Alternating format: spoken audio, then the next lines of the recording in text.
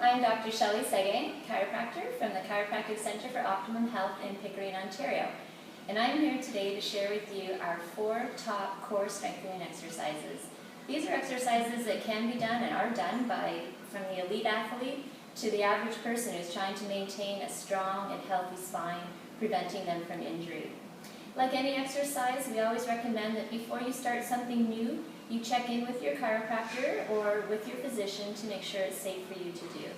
So the first one we're going to do is one of my favorites. It's called the dead bug, actually just like the name. But we're going to show you how to do this one safely. So you will need a ball, something similar to this size or smaller. And if you don't have this ball, you could also use something that is, we can modify it to allow you to still complete the exercise. So first you lie down on your back and you maintain a very neutral and safe spinal position. This is one of the most critical things to this exercise. So you tuck your rib cage in and you lower your lower back so that you feel contact with your spine onto the mat from your lower back, mid back, and upper back. Then you're going to bring your legs up into a dead bug position, maintaining this nice, strong, steady spine. You'll take the ball and you'll place it on your stomach, and it'll be positioned between your knees and your arms.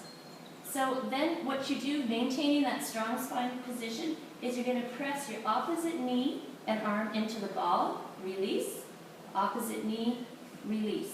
You would continue to do that up until the time you feel yourself lose that position or you feel yourself shake.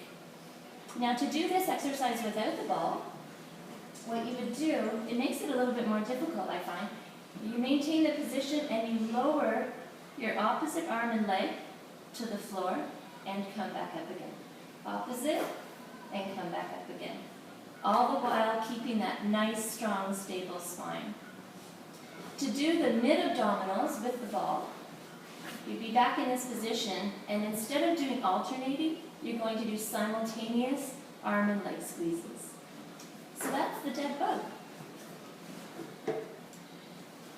The second one we're going to look at is doing one called the bird dog.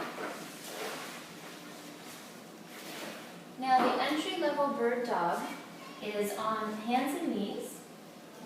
And what you're going to do is keep your knee is going to be right below your hip, your hand right below your shoulder, your eyes right to the center of the earth, and without moving your core, you're going to strengthen and lengthen your arms and your legs. So your hands are going to want to push through the front of the wall while your heel is pushing through the back wall and your thumb is in the upward position.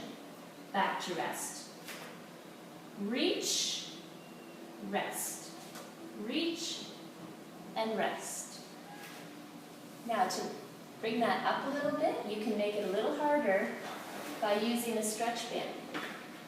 So in this situation, you're going to put the stretch band around one foot, and then you're going to hold the band in the other arm.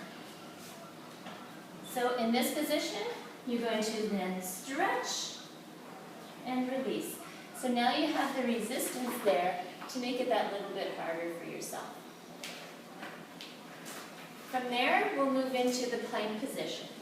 This is one that you're either going to love or you're going to hate. So much like it says, you're going to make your body right into a plank. So you're going to come down onto your elbows, and you're going to be on your toes, and you're going to lift your whole body up into a straight plank position, squeezing your glute muscles, squeezing your abdominal muscles, and looking straight through to the center of the earth. Now you're supposed to hold this for upwards of 10 seconds, pardon me, and then you come down and rest. Up for 10, rest for 5. And to follow that up, you've got to keep these sides strong.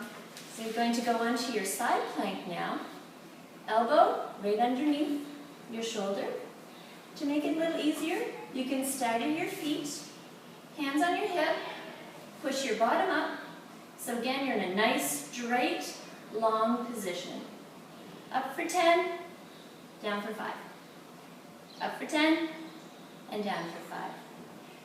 So, if you're able to incorporate those 4 exercises into a routine maybe 5 times a week, you're going to make yourself a lot stronger and a lot safer. That's all for now.